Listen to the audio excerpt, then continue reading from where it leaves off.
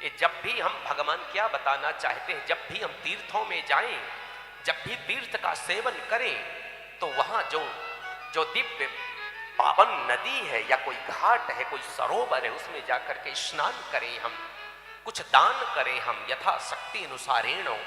इसके बाद दानोपरांत हम जाकर के कोई साधु संतों का संग करें, उस तीर्थ के महिमा को हम सुने, तभी तीर्थ जाने का हमें पूरा पुण्य और लाभ प्राप्त हो सकता है। महाराज, हम तो ऐसे हैं, गए और जाकर के सीधे हम चले आते हैं, हमें कोई मतलब नहीं होता है।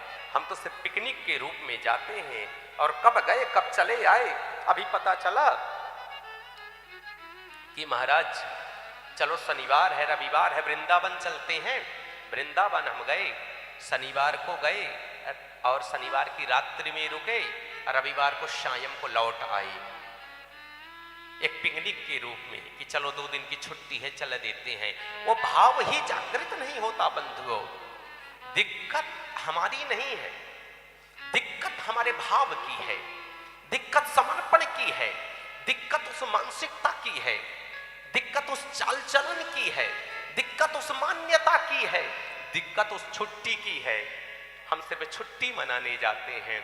अगर हम पूर्ण रूपेण, देखो पैसे तो लगाते हो आप, आपके पैसे लगते हैं, आपका समय लगता है, गाड़ी से जाते हो, मेहनत लगती है, तो जब जाएं तीर्थ जाएं आप, तो तीर्थ जाएं तो जा करके तीर्था वो जा भक्ति भाव से जाएं, संतों की सेवा की भाव से जाएं, तभी उसका पूरा पुण्य, पूरा लाभ आपको प्राप्त होगा। महाराज, आप जाकर के पिकनिक के रूप में बिल्कुल न जाइए। व्यासपीठ से आपसे निवेदन है, संसार से प्रार्थना है, राम को अगर मानते हो तो राम की मानो, कृष्ण क्यों मानते हो तो कृष्ण की मानो।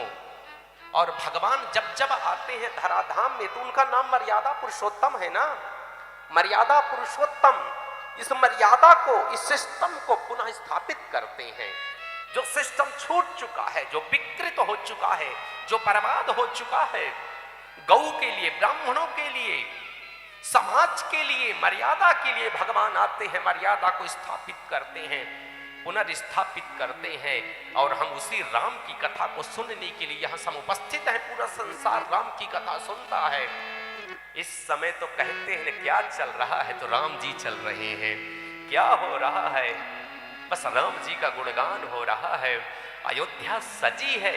22 तारीख को देखिए, अयोध्या तो सजी थी, हर घर सजा था, हर कक्ष सजा था, हर व्यक्ति सजा था, व्यक्ति का हृदय सजा था, एक एक रोम सजा था, एक एक रोम जो है राम राम कर रहा था।